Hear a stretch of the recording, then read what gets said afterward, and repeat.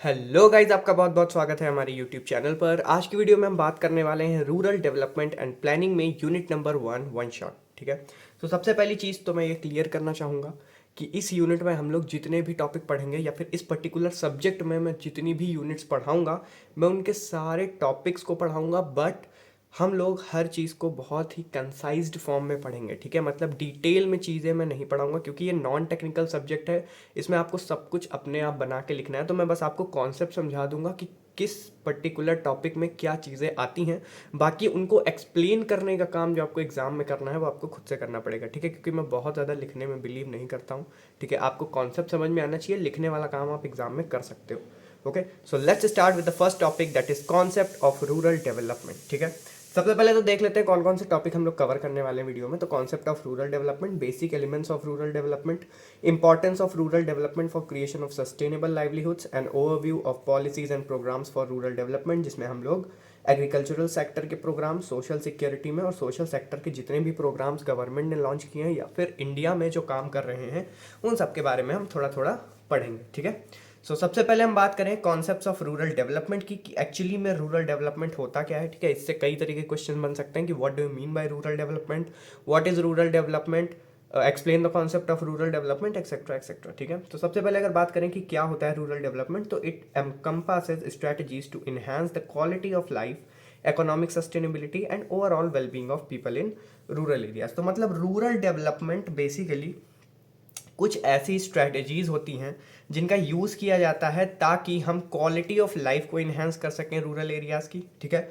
Rural area में जो भी इकोनॉमिक स्टेबिलिटी है यानी कि इकोनॉमिकल कंडीशंस हैं हम उनको ज़्यादा बेटर कर सकें, and overall wellbeing of people in rural areas, और जो रूरल एरिया में रहने वाले लोग हैं उनकी लाइफ को अच्छा किया जा सके और उनके बारे में बेटर चीज़ें करी जा सकें। ठीक है, it focuses on providing opportunities, infrastructure and support for both agricultural and non agricultural activities. Basically rural area का मतलब सिर्फ एग्रीकल्चरल सेक्टर से नहीं है, जो भी एग्रीकल्चरल सेक्टर हो या नॉन एग्रीकल्चरल सेक्टर्स हो, इन सारी ही सेक्टर्स में जो भी एक्टिविटीज हो रही हैं उनको प्रोवाइड करना अपॉर्चुनिटीज, इंफ्रास्ट्रक्चर और एक्सटर्नल सपोर्ट। ठीक है, तो ये सारा काम हमारा रूरल डेवलपमेंट के अंदर आता है।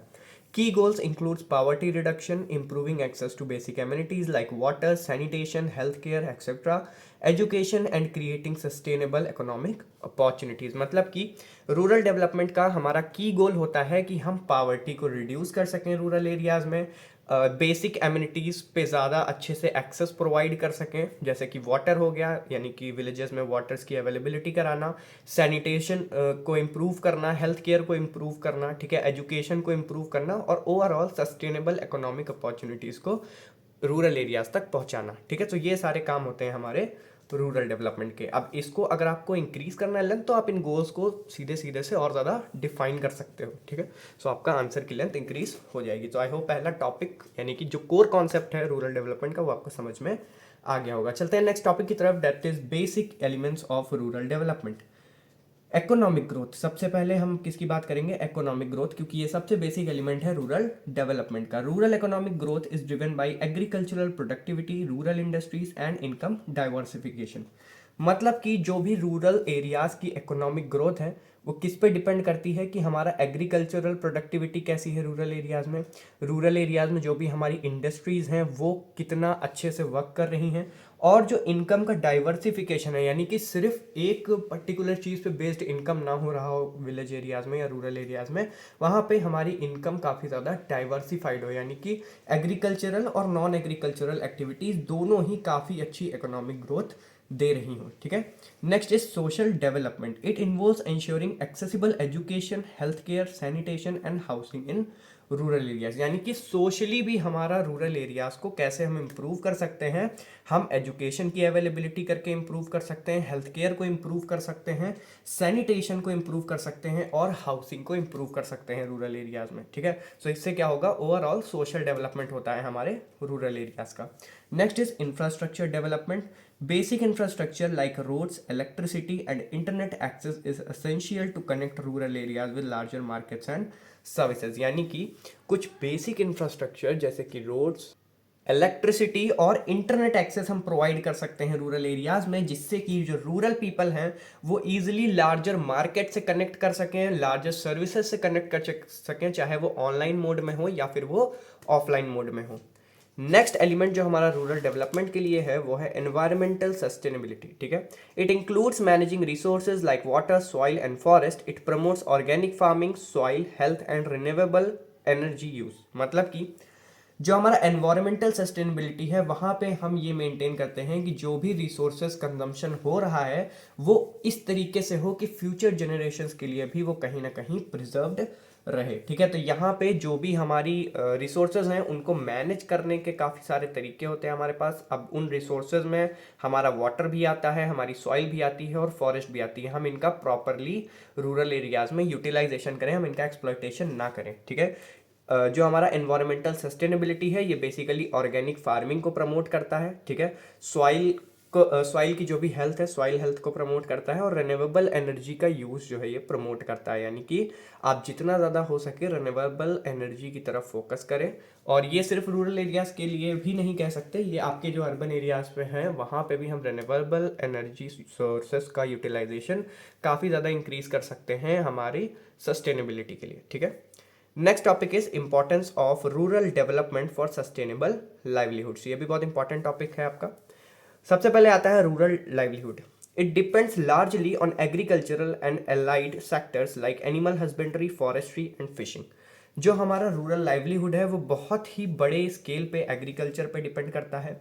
एग्रीकल्चर के अलावा ये कई सारे वेरियस सेक्टर्स पे डिपेंड करता है, जैसे कि एनिमल हस्बेंड्री हो गया, लोग पशुपालन करते हैं। ठीक है, गाय पालते हैं, बहुत जगह पे भैंसें भी पाली जाती हैं। ठीक है, दूध के लिए।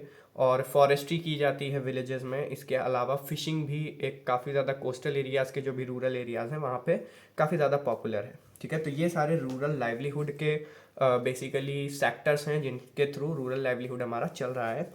Sustainable development ensure this sector can support future generation. अब सस्टेनेबल डेवलपमेंट की अगर रूरल लाइवलीहुड में बात की जाए तो ये जितने सेक्टर पे हमारा रूरल लाइवलीहुड डिपेंड करता है, इन सारे सेक्टर्स को इस तरीके से यूज़ करना, इस तरीके से यूटिलाइज करना कि ये फ्यूचर जनरेशन्स को भी सपोर्ट कर सके, ये एक्सप्लॉइट ना किया जाए। ठीक है, नेक्स्ट आता है हमारा पावर्टी एलिवेशन। मतलब कि by providing jobs, increasing income and ensuring food security, rural development helps reducing migration and poverty. अगर हम रूरल डेवलपमेंट की बात करें तो जॉब्स प्रोवाइड करना, इनकम को इंक्रीज करना और फूड सिक्योरिटी को इंश्योर करना, ये कुछ ऐसे तरीके हैं जिसकी हेल्प से रूरल डेवलपमेंट प्रमोट करता है।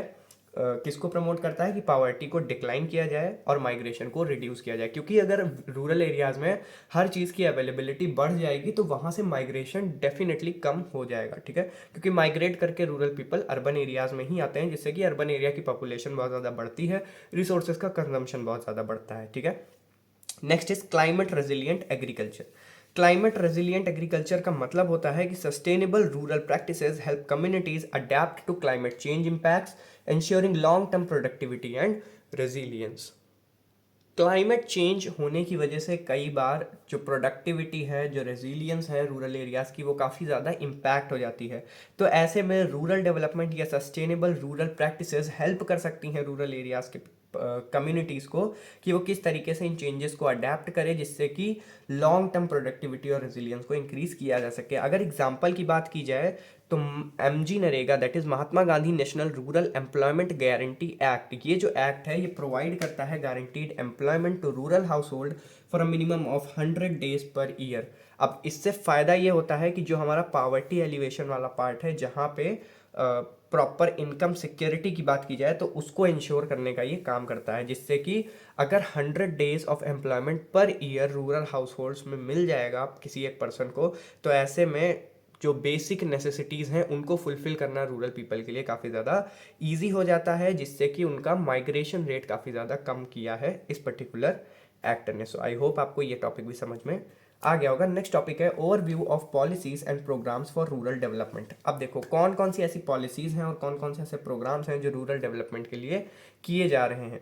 सबसे पहले हम बात करेंगे उन प्रोग्राम्स की जो एग्रीकल्चरल सेक्टर से रिलेटेड हैं, that is programmes in the agricultural sector. तो सबसे पहला प्रोग्राम हमारा आता है प्रधानमंत्री कृषि सिंचाई योजना। ठीक है, प्रधानमंत्री कृषि सिंचाई योजना ये करती क्या है? Provides irrigation facilities improving water efficiency and supporting sustainable water management. ये जो है इरिगेशन फैसिलिटीज प्रोवाइड करती है जिससे कि वाटर की एफिशिएंसी को फुलफिल किया जा सके और जो भी सस्टेनेबल वाटर मैनेजमेंट है उसको सपोर्ट किया जा सके। Next is soil health card scheme. Soil health card scheme, this scheme provides social health card to farmers helping them understand soil nutrients and recommending specific fertilizers to improve productivity and reduce cost। आप में से जो भी लोग rural areas के होंगे आप लोग को पता होगा सॉइल की टेस्टिंग करवाई जाती है गवर्नमेंट के थ्रू फ्री ऑफ कॉस्ट, ठीक है। तो वो इसी पर्टिकुलर चीज़ की हेल्प से होती है सॉइल हेल्थ कार्ड स्कीम, यानी कि जिन भी किसानों के पास, जिन भी फार्मर्स के पास सॉइल हेल्थ कार्ड होता है वहाँ पे उनकी जो पर्टिकुलर लैंड है उसकी सॉइल का सैंपल लिया जाता है और उनको ये बताया जाता है टेस्ट करके कि उनकी सॉइल में कौन कौन से न्यूट्रिएंट्स हैं और उसके अकॉर्डिंग वो किन फर्टिलाइजर्स का यूज़ कर सकते हैं प्रोडक्टिविटी को इंक्रीज करने के लिए और अपने प्लांट्स की कॉस्ट को रिड्यूस करने के लिए, ठीक है, और किस तरीके की वो फार्मिंग कर सकते हैं एफिशिएंटली। नेक्स्ट इज परंपरागत कृषि विकास योजना, encourages organic farming through farmers cluster, reducing dependence on chemical fertilizers and improving soil health। यानी कि ये क्या है? ये ऑर्गेनिक फार्मिंग को इंक्रीज करता है, ऑर्गेनिक फार्मिंग को ये प्रमोट करता है। कैसे प्रमोट करता है? जो भी फार्मर्स की केमिकल फर्टिलाइजर पे डिपेंडेंस है उसको काफ़ी ज़्यादा रिड्यूस करता है जिससे कि एट द एंड सॉइल की हेल्थ भी इम्प्रूव होती है और फार्मर की जो ओवरऑल आप कह सकते हो कि एग्रीकल्चरल जो आउटपुट है वो इंक्रीज होता है, ठीक है। National food security mission that is NFSM, इसका मतलब क्या है? Aims to increase the production of rice, wheat, pulses and other crops ensuring food availability through improved seed varieties and farming practices. अब ये पर्टिकुलर जो मिशन है national food security mission, ये aim करता है कि आप प्रोडक्शन को इंक्रीज कर सके, बेसिकली रूरल एरियाज में प्रोडक्शन को इंक्रीज किया जा सके राइस का, व्हीट का, पल्सेस का और जो अदर मेजर क्रॉप्स होती हैं हमारी, ठीक है, जिससे कि ये इंश्योर किया जाता है कि फूड अवेलेबिलिटी रहे लॉन्ग टाइम तक हमारे पूरे नेशन में और सीड की वेराइटीज़ को इम्प्रूव किया जा सके और फार्मिंग प्रैक्टिसेस को इम्प्रूव किया जा सके, ठीक है। नेक्स्ट इज प्रधानमंत्री फसल बीमा योजना। प्रधानमंत्री फसल बीमा योजना के अंतर्गत ये कहा गया है a crop insurance scheme offering financial protection to farmers against natural disaster, pest and diseases. कई बार ऐसा होता है कि कोई पेस्ट या कोई डिजीज आने की वजह से या फिर कोई नेचुरल डिजास्टर आने की वजह से क्रॉप्स क्या हो जाती हैं, फार्मर की खराब हो जाती हैं। तो ऐसे में प्रधानमंत्री फसल बीमा योजना एक तरीका है जिससे कि क्रॉप को इंश्योरेंस कराया जाता है क्रॉप्स का, ठीक है। ये क्रॉप इंश्योरेंस स्कीम होती है जो ऑफर करती है फाइनेंशियल प्रोटेक्शन, यानी कि क्रॉप्स खराब होने की केस में भी गवर्नमेंट कुछ percentage of overall crops provide करती है फार्मर को जिससे कि उसकी काफ़ी ज़्यादा हेल्प हो जाती है, ठीक है। Next is programs in social security. So ये कुछ प्रोग्राम्स थे आपके जो एग्रीकल्चर सेक्टर से रिलेटेड थे। अब हम सोशल सिक्योरिटी से रिलेटेड कुछ गवर्नमेंट प्रोग्राम्स और स्कीम्स के बारे में देखेंगे। सबसे पहले आता है Pradhan Mantri Jandhan Yojana. It offers every household access to banking services including overdraft facilities, insurance etcetera. ये बेसिकली ऑफर करता है हर एक हाउस होल्ड को कि वो बैंकिंग सर्विसेज को एक्सेस कर सके और जो भी ओवरड्राफ्ट फैसिलिटीज हैं या इंश्योरेंस हैं इन सब चीज़ों को क्लेम कर सकें इजीली, ठीक है। प्रधानमंत्री जीवन Jyoti Bima Yojana provide life insurance for individuals aged up to 18 to 50 with a bank account helping family को financially after a loss of breadwinner. मतलब कि ये एक लाइफ इंश्योरेंस स्कीम है, प्रधानमंत्री जीवन ज्योति बीमा योजना, जैसे कि इसका नाम है, ये एक लाइफ इंश्योरेंस स्कीम है एक इंडिविजुअल पर्सन के लिए जिसकी एज 18 से लेके 50 ईयर्स तक होनी चाहिए, जिसके पास एक बैंक अकाउंट होना चाहिए, जिससे कि जब भी उस पर्टिकुलर पर्सन की डेथ होती है या वो पर्टिकुलर पर्सन पास अवे होता है तो उस केस में फैमिलीज को फाइनेंशियली सपोर्ट किया जा सके, ठीक है।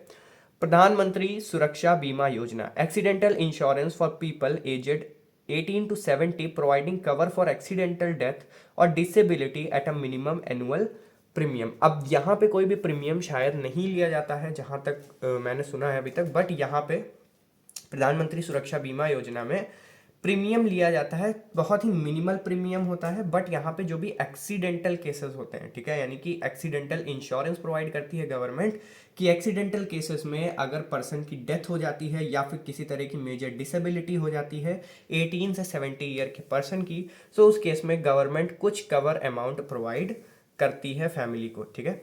आयुष्मान भारत की अगर बात की जाए तो health insurance scheme for economically disadvantage people cover up to 5 lakh medical treatment fee per year. मतलब कि ये भी एक हेल्थ इंश्योरेंस स्कीम है इकोनॉमिकली, ठीक है। आयुष्मान कार्ड आपने सुन रखा होगा। तो इससे होता क्या है कि जो भी इकोनॉमिकली डिसएडवांटेज पीपल हैं, यानी कि जो काफ़ी पुअर पीपल्स हैं रूरल एरियाज़ के, उनके 5 लाख तक के मेडिकल ट्रीटमेंट को गवर्नमेंट की तरफ से प्रोवाइड किया जाता है, ठीक है। Next is national social assistance programme, जो कि एक और आपका बेसिकली सोशल सिक्योरिटी में आता है, ठीक है। National social assistance programme offer social pension for the elderly widows and differently abled individuals below poverty line, यानी पावर्टी लाइन के नीचे के जो भी ऐसे पर्सन हैं जो काफ़ी ज़्यादा बूढ़े हैं या विडोज हैं जो भी हमारी, या फिर उनके अलावा जो भी डिफरेंटली एबल्ड इंडिविजुअल्स हैं यानी कि डिसेबल्ड इंडिविजुअल्स हैं, उनको कुछ पर्टिकुलर पेंशन प्रोवाइड करना, ठीक है। सो ये हमारा होता है नेशनल सोशल असिस्टेंस प्रोग्राम।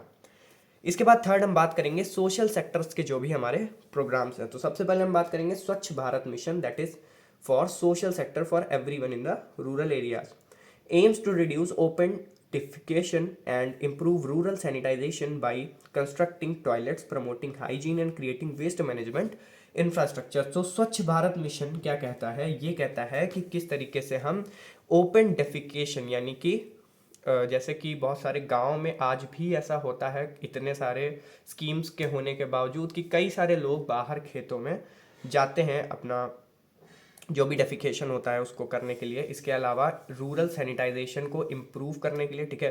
तो उन चीज़ों को रिड्यूस करना, रूरल सैनिटाइजेशन को इम्प्रूव करना, क्योंकि उससे कई सारी बीमारियां भी बढ़ती हैं, ठीक है।